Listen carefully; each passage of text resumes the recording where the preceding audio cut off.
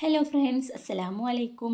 അപ്പോൾ ഈ വർഷത്തെ അവസാനത്തെ അത്താഴത്തിലുള്ള സ്പെഷ്യലും കാര്യങ്ങളാണ് ഞാൻ ഈ വീഡിയോയിൽ ഉൾപ്പെടുത്തിയിട്ടുള്ളത്. കുറേ ദിവസമായി വീഡിയോ ഇടണം എന്നൊക്കെ വിചാരിച്ചിട്ട്, പക്ഷേ സാഹചര്യ സമ്മർദ്ദം മൂലം എന്തോ അതിലോട്ട് ഇങ്ങോട്ട് ഇറങ്ങാൻ പറ്റിയില്ല. അപ്പോൾ കുറേ പേര് ചോദിച്ചിട്ടുണ്ട് ഈ ഇറച്ചിയും കടലയും എങ്ങനെയാണ് വെക്കലെന്ന്. നോമ്പായത് ഇവിടെ മസ്റ്റാണ് കേട്ടോ, നിർബന്ധമാണ്. അപ്പോൾ അതിൻ്റെ ഒരു വീഡിയോ ആയിട്ടാണ് ഇന്ന് ഞാൻ വന്നിട്ടുള്ളത്. അപ്പോൾ നിങ്ങൾക്ക് ഈ വീഡിയോ കണ്ടിട്ട് ഇഷ്ടപ്പെട്ടിട്ടുണ്ടെങ്കിൽ ലൈക്ക് ചെയ്യുക, ഷെയർ ചെയ്യുക, കൂടെ സബ്സ്ക്രൈബ് ചെയ്യാനും മറക്കരുത് കേട്ടോ. അപ്പോൾ ഇതെങ്ങനെ ഉണ്ടാക്കുമെന്ന് നമുക്ക് നോക്കിയാലോ. അതിനായിട്ട് നമ്മൾ ഇറച്ചിയും കടലയും സാധാരണ നമ്മൾ ഇറച്ചി വെക്കണ പോലെ തന്നെ മസാലയും കാര്യങ്ങളൊക്കെ ഇട്ടിട്ട് രണ്ടും വേവിച്ച് വെച്ചിട്ടുണ്ട് കേട്ടോ.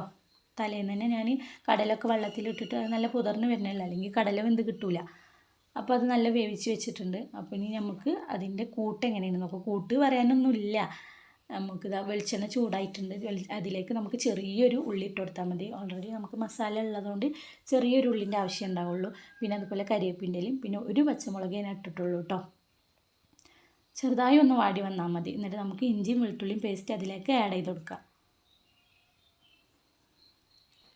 ഇനി ഇതൊന്ന് എടുത്തതിന് ശേഷം നമ്മളെ മസാലക്കൂട്ടുണ്ടല്ലോ അത് അതിലേക്ക് ഇട്ട് കൊടുക്കട്ടെ. അത് പണിയൊന്നുമില്ല, ഓവർ പണിയൊന്നുമില്ല. ഇത് എല്ലാവർക്കും ഉണ്ടാക്കാൻ പറ്റണമെന്നേ ഉള്ളൂ. പക്ഷെ എല്ലാവർക്കും ഇത് ഇഷ്ടമാണ്. ഇവിടെ നിർബന്ധമാണ്. ഇവിടെ ഇല്ലോയ്ക്ക് ഇവിടെ ആദ്യം മുതലേ ഉള്ളതാണ്, കെട്ടിച്ചു കൊടുത്ത് ആദ്യം മുതലേ ഉള്ളൊരു റെസിപ്പിയാണിത്.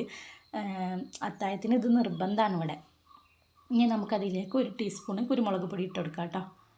ഇനി ഇത് നല്ലോണം ഒന്ന് വെള്ളം വറ്റി വരുന്നവരെ നമുക്ക് നല്ലോണം ഇളക്കി കൊടുക്കാം.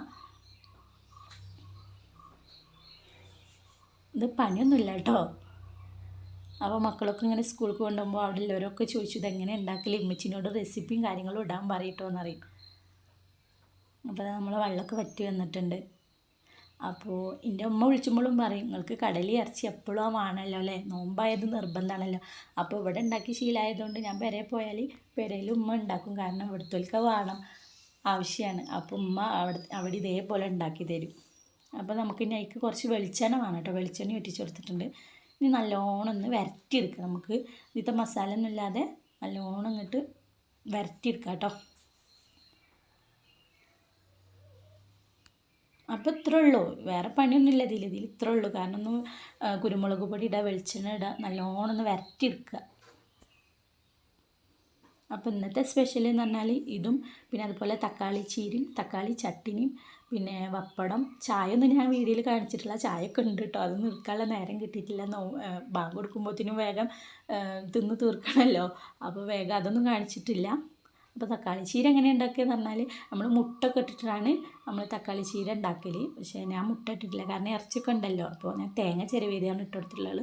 ചെറിയ ഉള്ളി ഒന്ന് നല്ലോണം ഒന്ന് മൂപ്പിച്ചെടുത്തിട്ട് പച്ചമുളകൊക്കെ ഇട്ടിട്ട് ചീരയും അതുപോലെ തേങ്ങയൊക്കെ ഇട്ടിട്ടാണ് മൂപ്പിച്ചെടുത്തുള്ളത്. അപ്പോൾ ഇത്രേ ഉള്ളൂ, ഇന്നത്തെ വീഡിയോ ഇത്രേ ഉള്ളൂ. അപ്പോൾ നിങ്ങൾക്ക് ഈ വീഡിയോ കണ്ടിട്ടുണ്ടെങ്കിൽ ഇഷ്ടപ്പെട്ട ലൈക്ക് ചെയ്യുക, ഷെയർ ചെയ്യുക, കൂടെ സബ്സ്ക്രൈബ് ചെയ്യാനും മറക്കരുത്. അപ്പോൾ എല്ലാവരും ഇതേപോലെ ഒന്ന് ഉണ്ടാക്കി നോക്കി, ഇറച്ചിയും കടലയും ഇതേപോലെ ഉണ്ടാക്കി നോക്കി. ഉണ്ടാക്കിയിട്ട് നിങ്ങളെ അഭിപ്രായം കമൻറ്റിൽ രേഖപ്പെടുത്തുക. ഓക്കെ.